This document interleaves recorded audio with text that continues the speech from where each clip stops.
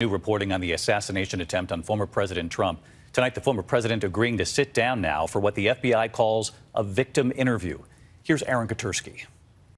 Tonight, former President Donald Trump agreeing to a victim interview with FBI investigators more than 2 weeks after the shooting that nearly took his life. The FBI tonight saying shooter Thomas Matthew Crooks carefully planned his attack, using aliases to purchase firearms, ammunition, and chemicals for the explosive devices found in his car. We're clear! And tonight, ABC News obtaining text messages between local snipers on site who noticed the shooter lurking at 4:26 p.m., nearly 2 hours before he opened fire. One sniper writing, "He knows you guys are up there," suggesting Crooks saw where the snipers were. By 5:14 p.m., those same snipers say they identified Crooks as suspicious, then saw him pull a rangefinder from his pocket. And tonight, that team sitting down with us for an exclusive interview. He was looking up and down the building, just wandering around, and it just seemed out of place. Sniper Greg Nickel took these images of the shooter. We had a text group between the local snipers that were on scene. I had sent those pictures out to that group and advised them of what I noticed and what I'd seen.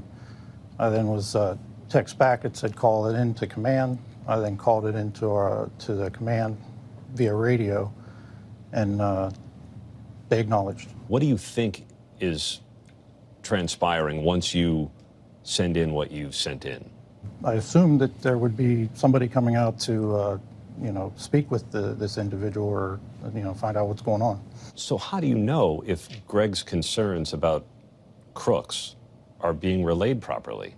We don't. It's not clear whether the Secret Service received those warnings. From where they were, the Beaver County SWAT team says they had no view of the roof. Can we use this ladder?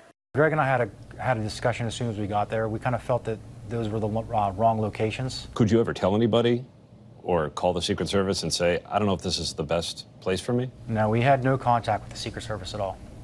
We were supposed to get a face-to-face briefing with the Secret Service snipers whenever they arrived, and that never happened. So I think that was probably a pivotal point where I started thinking things were wrong, because that never happened, and we had no communication with the Secret Service. You had no communication with the Secret Service at all on that Saturday? No, not until after the shooting, I believe. Yeah. And by then? It was too late. The team told us they all failed because a former president was hurt and a man died. Tomorrow, David, the acting director of the U.S. Secret Service is due to testify before Congress. Tonight, we're told he is prepared to explain the communications his agents had and did not have with the sniper teams on the ground.